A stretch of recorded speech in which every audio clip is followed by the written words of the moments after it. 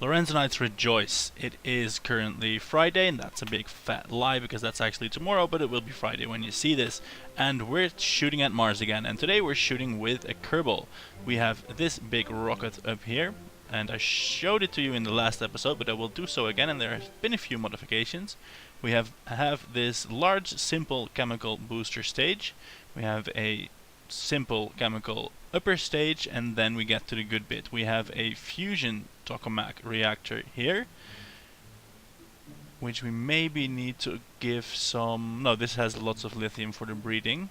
And it's a fusion thermal rocket. We are carrying half the liquid fuel. Yes, I could have chosen for the smaller tank, but that would have meant reseating these batteries and stuff, and I didn't feel like doing that. This simple stage gives the rest of it 8.6 kilometers per second of delta V to, well, do the Mars insertion and get this assembly all the way in orbit around Mars for a soft, gentle re-entry. This small nuclear reactor is to fire up the fusion reactor. All that extra weight, though, pays itself back handily with this specific impulse of the thermal fusion engine of 6.8 thousand seconds. Inside the fairing here we have the Mars lander. That's a big chemical lander with the heat shield, reminiscent of the Mars Kiss, but this time with a pod up here. And this section here with the small fission reactor will serve to power the spacecraft back to Earth, where the small Mark I pod heat shield will hopefully serve to provide a safe re-entry for the pilot. If it does not, we might have to, well, if we are if we're not confident that it will, we might have to send up a shuttle. That might be the safer option anyway, but that's the bare bones of this mission. I will cut a lot out of this video because lots of it will be incredibly similar to the last video, like the course corrections, the moves and all that stuff, but it is the I don't know how manyth Mars attempt, and hopefully we will get somewhere this time. We're bringing the most hardware with the best capabilities and the smartest pilot so far, so hopefully that will go somewhat well. Okay, well, the important thing is that what I'm doing now is really stupid because there is nuclear reactors involved with finite supplies of fuel, so I need to do the time warp to the transfer window before I'm actually going to put the rocket on the pad or even in space. So let's ask the alarm clock when that is. That's a year and 43 days, and to warp to that point we are just going to recover this flight basically and then time warp from somewhere else. Yeah, I could have taken care of that before starting the video, but I'm not smart like that. Oh, and the time warp from the mission control here really helps. Anyway, I will let this tick down and then I'll see you on the launch pad. There, we have it. It's not the neatest maneuver ever. We start with this one, and that kicks us sort of out of the correct plane, but it's the only way I know how to do it. This is for 3.1 kilometer per second, and then here at the descending node we will fix that, and that will cost another 2.2 kilometers per second. That makes 5.5. And we have 13 still remaining, so we can just do that in the most inefficient way imaginable. The burn here will take 16 minutes, and the node will happen in 18 minutes, which is just as well. Then we can spend a few minutes setting up the correct attitude, and then do the burn. Now, as I said before, I will skip over most of this. I'm just going to find the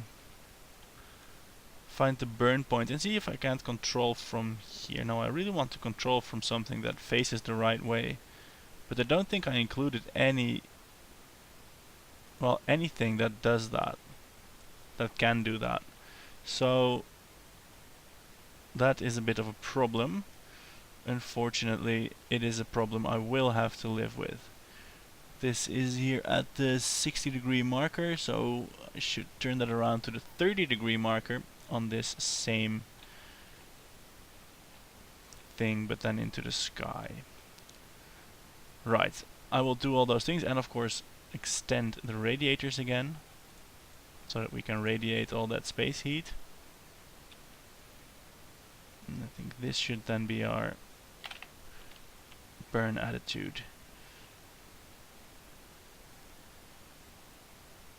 Right. Go for 8 minutes and fire up the rocket now. Why are we banking around when I fire the rocket? That's not... We don't need that. Is that just a flex in the structure? Oh well, it's 16 minutes of burning coming up. I will not subject you to that. See you on the other side. Right on. The burn is completed. The trajectories look like this. Anyway, we're going here. And here we are in 25 days going to make the following course correction that will lead to an encounter there, which is currently displayed here, and this will take us within, well, close to the planet so that we can fix that later. Hey, we have vessels around Mars as well. These are all really old, and we can have a look at them if we have time. But for now, 25 days into the future we will have a burn. Let's time warp there first. And for 25 days I'm not going to disable these reactors. What I can do is disable the generator. That would probably, yeah, deactivate the generator. That would cut the activity of this reactor and it would allow me to deactivate this reactor. And yeah, that should somewhat conserve the fuel. So 25 days coming right up. There, 3, 2, 1. Right, and as always with burns in deep space, we don't need to nail the burn right on the head. If we get into the general temporal vicinity, things should be fine. Okay, let's re-energize these parts, activating the reactor. We still have plenty of uranium. That's good. And let's fire up this fusion drive. Boom. We are once again hot and raring to go. The sun is over there. Let us also extend the few solar panels we brought along. Well, we don't need to, we have a fusion reactor. What we do need to do is find our burn marker and then try not to immediately burn towards it, because of course the nav ball is inverted. This is a plane chain, so I need to find this along the horizon.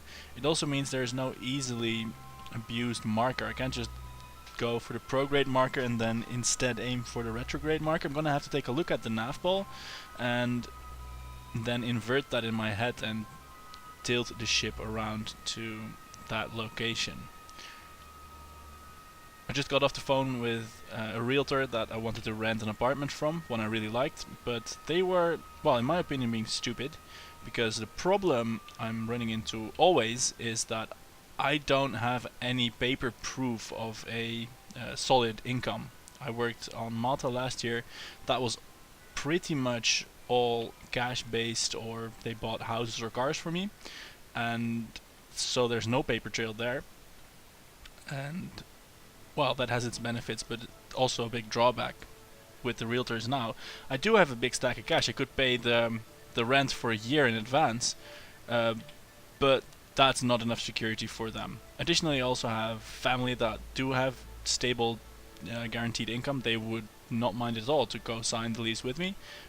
Also not enough security. So I can prepay the rent for a year, have multiple people be accountable for the lease, and still they go, no, computer says no, can't do it. So yeah, just wanted to tell that to the world. I'm having trouble finding a house, and I like houses because I don't want to sleep on the street. Of course, it's also in your best interest if I don't end up sleeping on the street, because, well, then it's really, really hard to make YouTube videos. As someone once told me, don't do it from the street.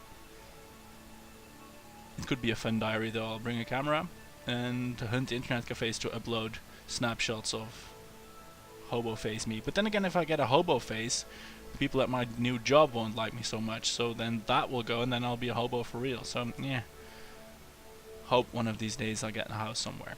Anyway, enough with the moping. We are on our way to Mars for new and greener pastures. This is the direction we have to point in, pretty much almost approximately, and we will have to do so for 2.3 kilometers per second. This is not the most efficient Mars transfer, also because the the ascent vehicle from Earth lacked fine control mechanisms, but fortunately we have the delta V. We have 9.5 kilometers per second remaining in this stage, and well, that will take 11 minutes to put down. So I will see you when that has happened. Right, here we are, and we are in trouble somehow. We are currently overshooting the projected trajectory, and or is this the projected trajectory? No. We're currently overshooting the projected trajectory, and we did not get an encounter. So I'm going to stop thrusting, and we shall attempt to make a new maneuver node. One that will work. Oh, there is the encounter. Right, well, maybe my panic was premature. Let's see. Oh, we have an encounter here. Right. Let's do the same trick again, where we focus Duna and then use these keys to tweak the maneuver.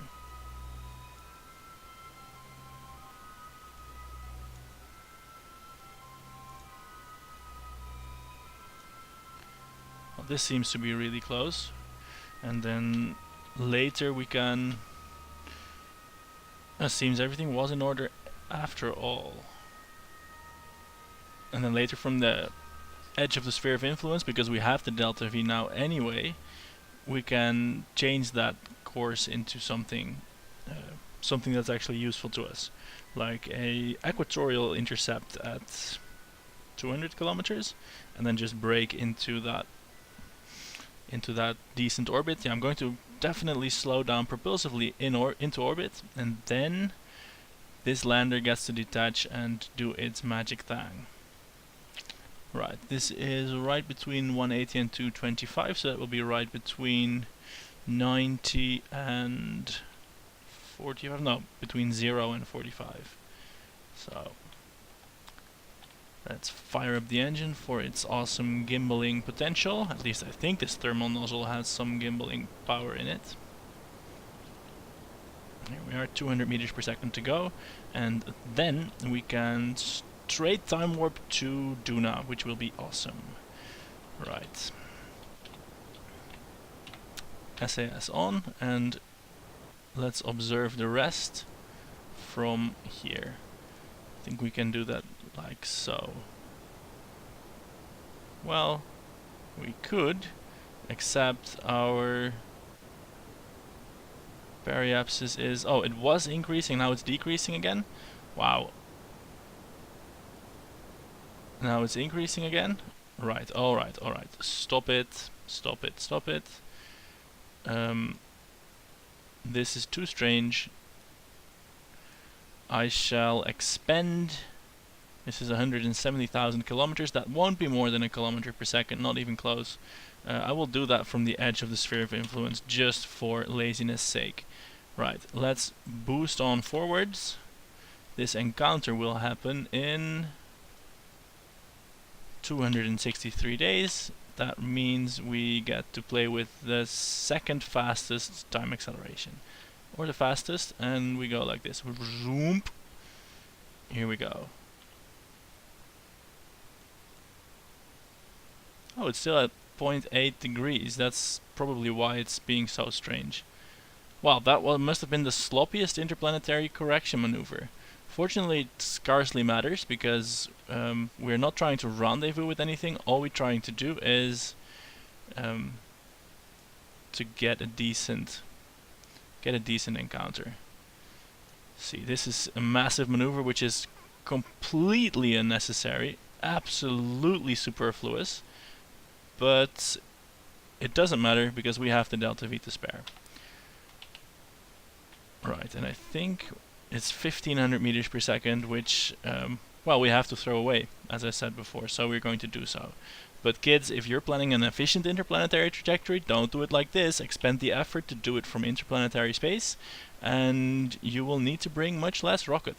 In retrospect, I am now happy I brought the full tank along and not only the half full one, albeit that would have been with a bigger terrestrial booster system.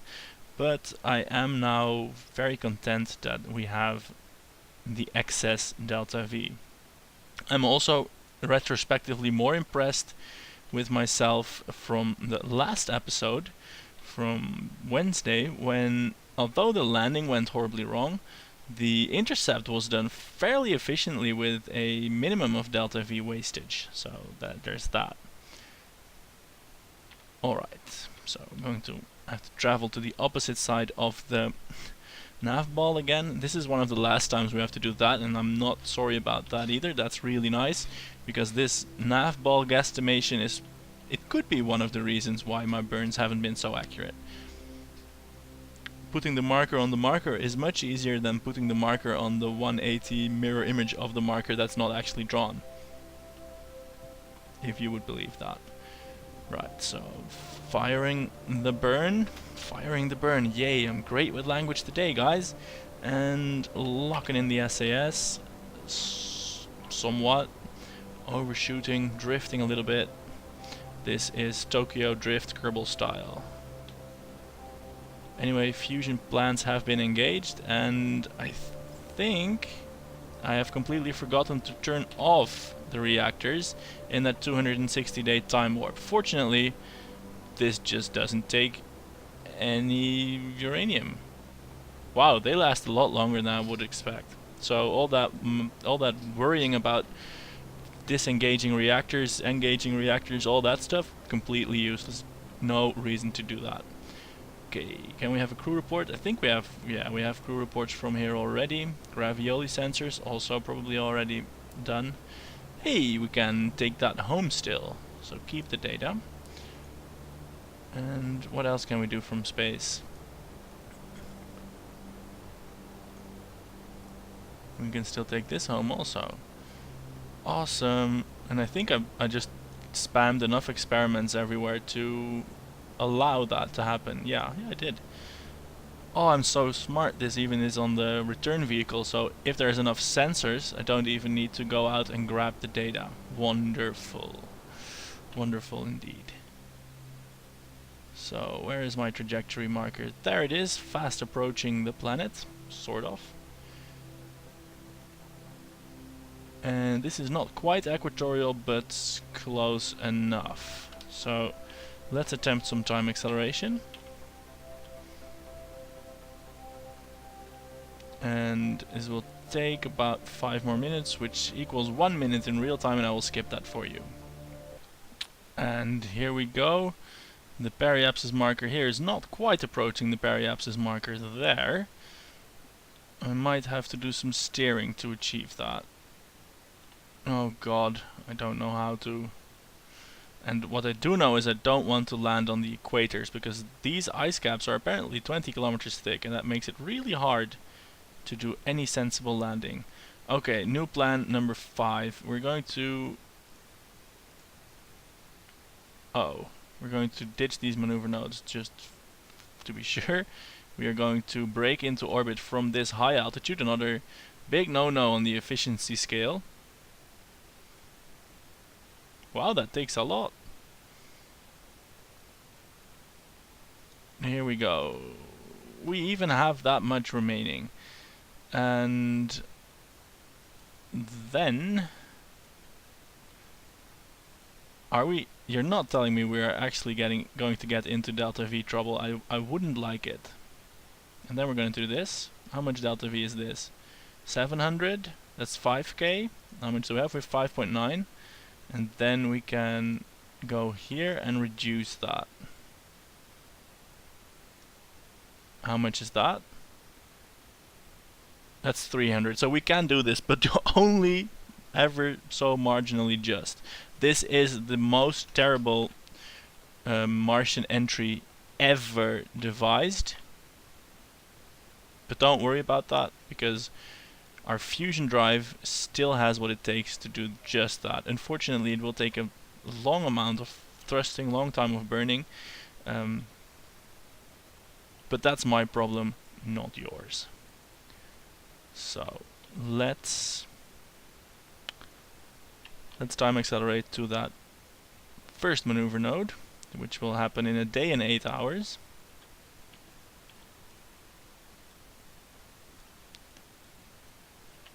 This is the most inefficient way ever devised by man, but it is also one of the easiest. Just simple baby steps, and I don't know what it is today, but I just can't be bothered to think through the rocketry equations, and not even the equations, just the general guidelines for efficiency and optimism. And, well, that's biting me in the ass right here and now. Inclination is the name of the game today. Fortunately, the burn vector is really easy here. It's just straight retrograde, which means pointing straight prograde on the nav ball, because this ship has been designed with logic in mind. Awesome. Okay, lock in the SAS, fire up the time acceleration, and I'll see you at the other side. And there we have it. The burn is almost complete. Look at that blue line converging on the yellow dotted line. That's the excitement of Kerbal Space Program. Lines converging on one another around a red planet. Yeah, awesome. So screw this maneuver node. We are now doing this one. And that is 20 hours into the future. So let's space warp there.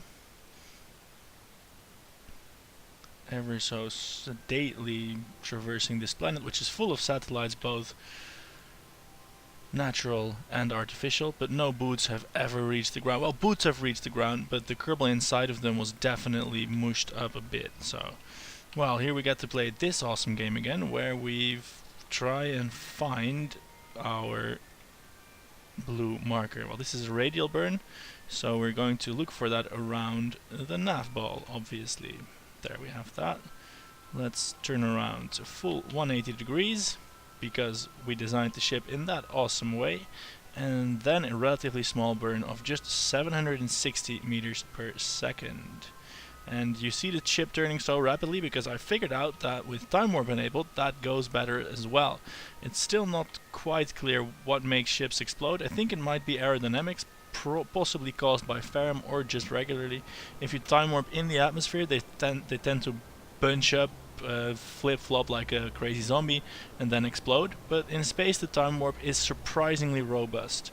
And maybe I'm just an old coot that remembers the days of incredibly explodey time warp, but well, I'm pleasantly surprised by that. So once more, full time warp on this burn. Yeah, please keep your attitude, ship. And well, I'm divided. No, I'm not going to skip over this. I can talk the full 35 seconds this burn will take. Look here at the flight engineer, we have 1.4 kilometers per second of delta V remaining in this fusion stage. That means we don't have to care about the tritium supplies, which is actually increased due to the tritium breeding and subsequent decay into helium-3, so we could switch the reactor into helium-3 mode for lots of charged particles, but there's nothing we can do with that, so we won't. And with that bit of information, if you want to call it information, we are almost through our plane change burn. Let's call that good enough. Reduce the time warp, ditch this maneuver node, and this one, well, we don't need a maneuver node for that really.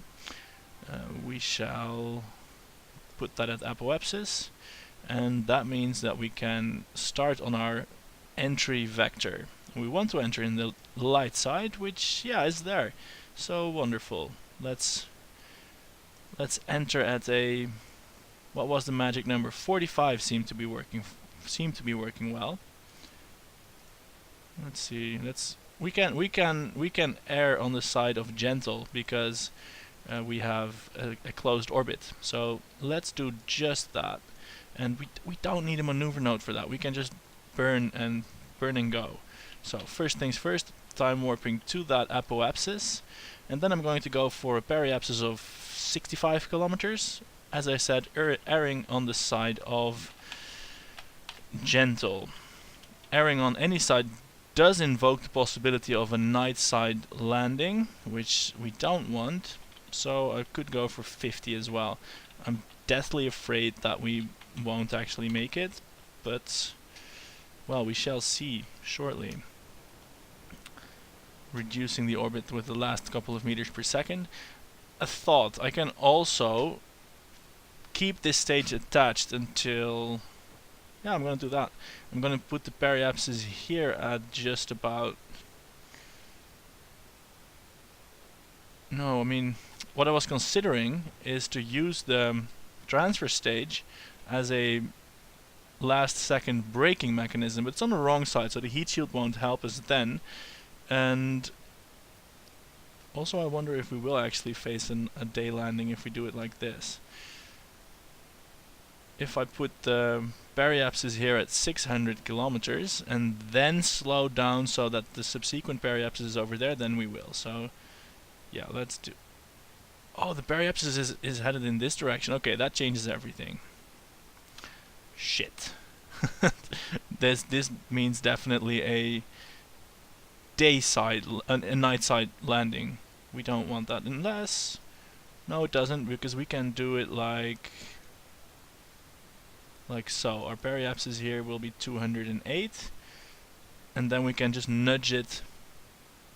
Oh, we don't have the delta V to do this. Right. Well, shit. I wanted that a day side landing. Oh well, nothing to be done about that then. It is going to be slightly dark, unfortunately. Here we are, we're going in. 85 kilometers.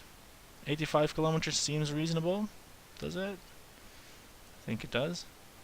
What if we brake here at 85 kilometers? Is that less expensive? We can go like up to here. Or we can, if we pass here. No, this doesn't make things any better. I thought the orbit was going the other way around, so I thought we might have a decent shot. But no. Okay, let's go with 70 kilometers, and maybe it will be multiple passes. It also means we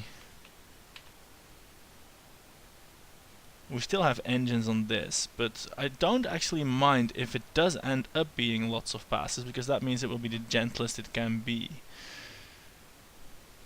Decisions. I'm not going to fire the fusion engine in the atmosphere here. 600 meters per second is a nice number of delta V, a nice amount of delta V. What if I reduce by, say, 400? Doesn't really change much, does it? No, we're going to ditch it. We're going to ditch it. And we're going to go for 60 kilometers. We still have the big heat shield cap. Can you feel the indecision? Can you feel it? I can. Alright, consider it ditched. We are on our own. We are on our own. Do we have monopropellant?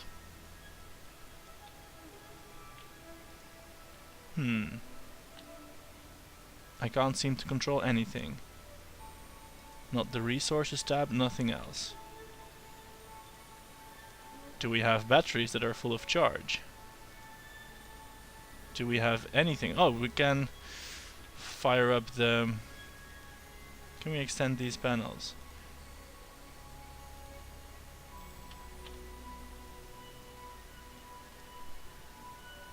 The resources tab is broken. Okay, I'm going to quick save and quick load, see if that fixes anything. So I do want my resources panel and don't want to land on Mars with a bugged game. That would be really shit. Ah, there we go, resources tab enabled. We have some monopropellant. Let's extend the panels here. We don't need this nuclear reactor just yet, so we're not going to activate it. Also, we don't need these. We are going to separate ever so slightly from the mothership. These thrusters are for nothing else but capsule maneuvering after the nuclear stage does its thing. But, well, they have given a slight tug on the lander here. This lander, I'm so afraid. I'm so afraid. I really want it to go well. We have the parachutes here. Let's see, their deployment altitude should be as high as possible. Altitude 5 kilometers, and I have no way of actually gauging the altitude and the knowledge that mountains exist here that are 20 kilometers high. That is super painful. That is super painful. And after that, yeah, we ditch the heat shield and fire these engines. And after that, we'll have to consider later. Also, we have incredibly low maneuverability, but that is fine. I think, I hope. Right, enough dawdling. Let's punch forward into this planet. Let's beat it into submission. Here we are, counter-rotating. I don't know what I'm talking about. I wanted to rotate the ship so the heat shield is pointing in the right way, and I shall do so now. Also, I'm going to retract the solar panels. Don't know why they were extended in the first place. Oh, I got scared for a second because this only has liquid fuel, not oxidizer, but that's of course for the nuclear thermal rocket ride home, not so much for the rest of the things. Okay, let's have a temperature log. We can still take that home. That still adds science. Gravity scan from here still adds something. And a magnetosphere scan from here still adds something. And we are now going to face... I have a feeling that this will be a very, very long episode again, but well, we'll have to deal with it because damn it, we're landing on Mars. Inflate the heat shield. And the display. I think this is temperature. No. Yes. Oh well. Right, here we are, completely shielded. I'm really happy with this inflatable heat shield, it's a boss. Anyway, here we go. Here we go. The last quick save has happened. If we fail again, which is, considering the track record of the past, likely, I will throw that quick save up on the interwebs so you can have a go as well. And maybe we can attempt it on stream or something, but I do hope this time it's going to work. We have an in-vehicle display with the altitude, radar altimeter, and actual altitude. So this is 3, and that's 300 kilometers. No, that's wrong. We're at 220 kilometers. Oh, right, we're actually falling really quickly. Nice. Okay, let's ask for a little bit more time warp. Oh no, we're inside the atmosphere now. Let's not time warp anymore. I think. What do you think? Shall I just pop the parachutes now so they deploy as soon as they can? I think that's how they work anyway.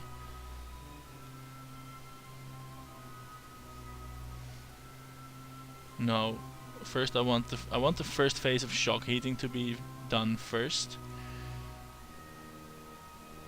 And all that maneuvering all that expenditure of delta V, those 5 kilometers per second, have only reduced the atmospheric entry speed by about 2 kilometers per second. So really, if you can make it that it intersects from space, that is much, much better, much more efficient. We did the same basically with a very cheap. Wait, how much of these goo canisters did we actually bring? Just the one? Oh, rocket designers. Oh dear, this obviously was meant to be symmetrical, so we'll reset that. Just the one, of course. Also, I don't think we brought any proper science equipment, like materials base and stuff. No, just got the one goo canister. Nice. Well done there, me. Alright, press mat. Can't be done. Temperature.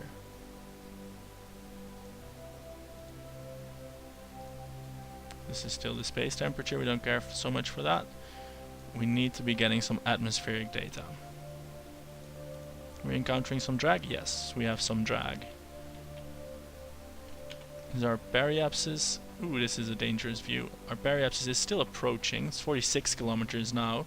I think we shall be going in. When we tell the altitude, it's 54 over the datum. 54 here as well. I'm not sure if this reads actual altitude as well. What I could have done, of course, to alleviate this problem is to bring a Kerbal engineer, but of course that would have been a little bit too smart and I didn't do it. We're passing into the night side for extra terror. We're definitely not in vacuum, Mr. Prasmat. Look, we're experiencing 80 kilonewtons worth of drag on the heat shield. We are not in a vacuum, no matter what you want to say about it.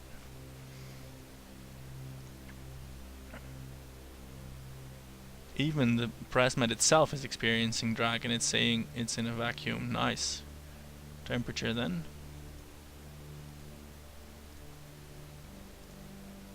Those science boundaries really need some tweaking, either with the mod or with the stock game. I don't know which is to blame here, but they need some tweaking.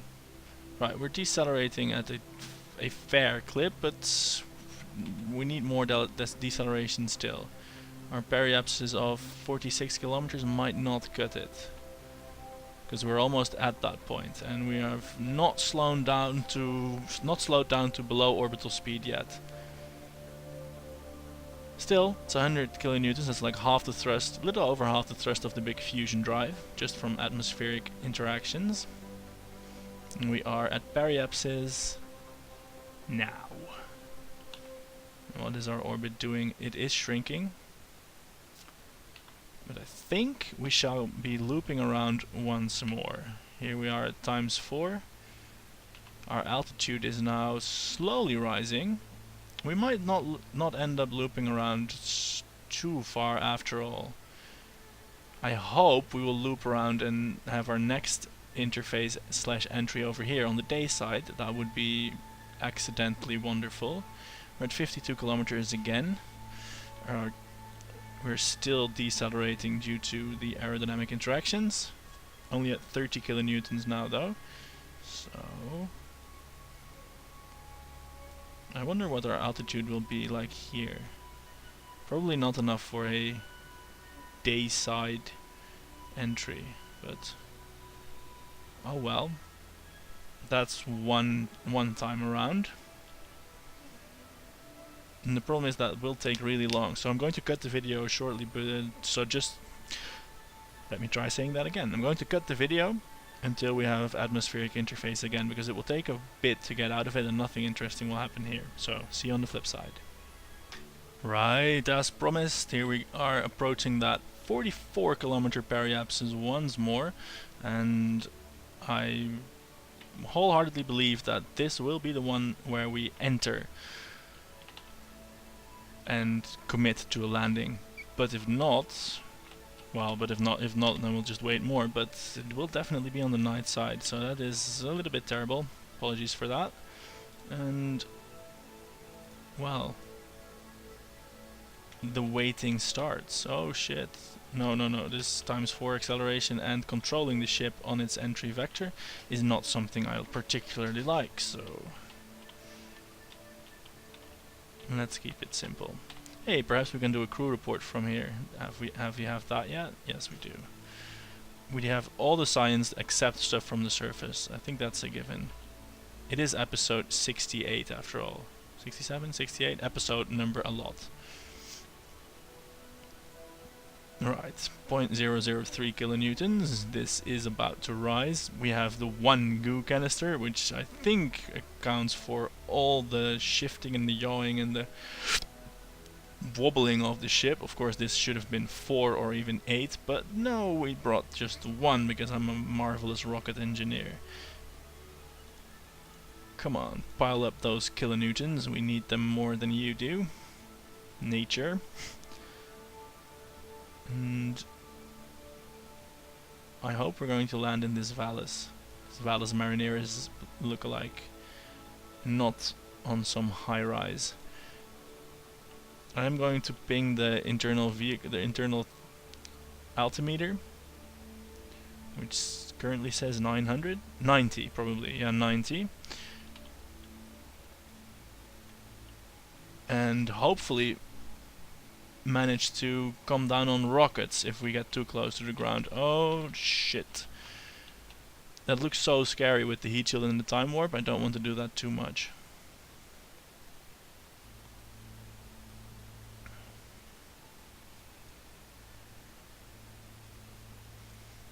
Wait.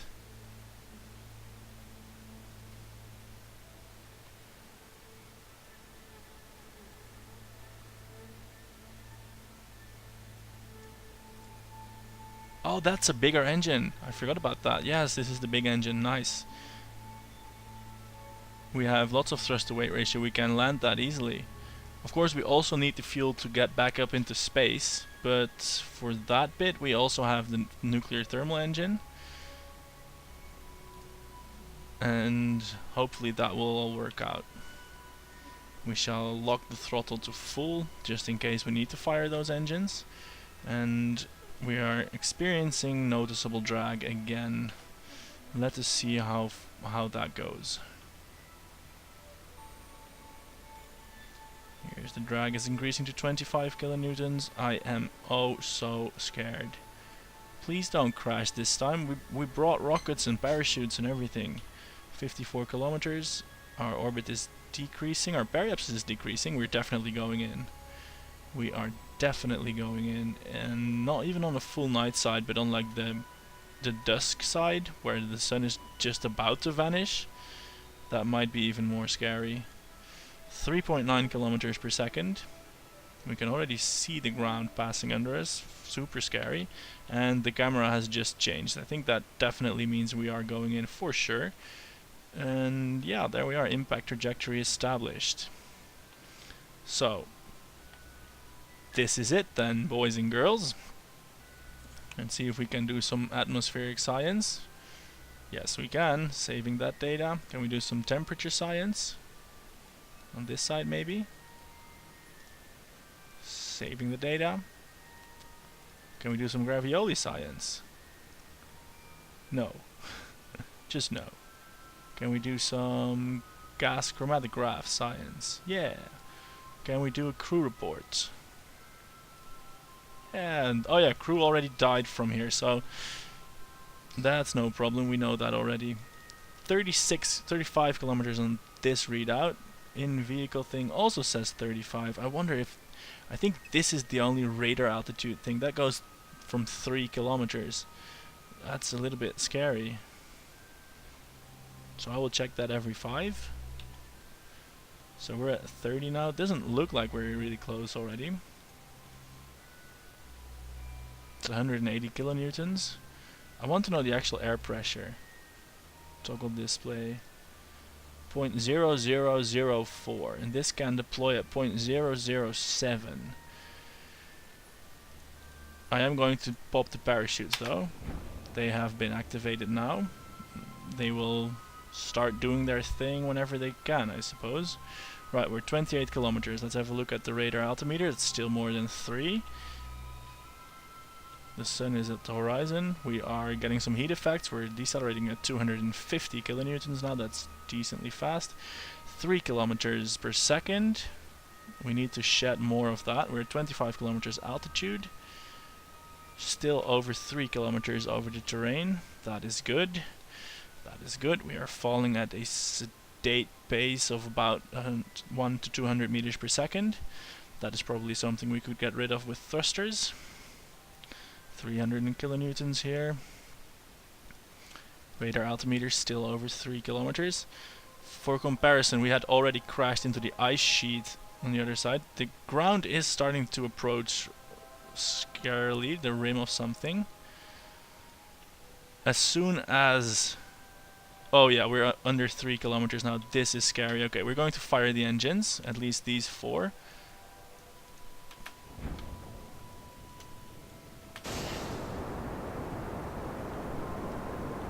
We need to pitch up. Oh, that was the ground already? Why is the ground so high? Damn it. 12 kilometers. 2 kilometers per second. That's just where, I mean, that's even above fucking parachute altitude. The parachutes hadn't even deployed yet. So our next mission is just going to definitely target this crater, but that's so difficult to target something. Damn, these NASA guys are smart. Is this a crater or... yeah. So where are we now then? Zoom out. Because of course I could... I mean, more parachutes won't help. They didn't even do anything. I just really have to find a spot that's not 12 kilometers elevated into the air. God damn it. Well, your comments as to why this went wrong, apart from the mountains, much appreciated in the comments section. And I shall somehow attempt a fully propulsive landing where we use a nuclear stage to put us to a relative halt, like say 100 kilometers over the planet, and then slowly descend. It will take lots of fuel, but with the right combination of nuclear thermal stuff we might be able to do it. Screw the parachutes, it's outmoded technology. Next episode, next time on KSP to Mars, we will throw away the parachutes and go full propulsive. This is Lorenzo. Thanks for watching. We'll observe a little bit of silence for Rayrick, but he didn't know what he was getting into. See you later.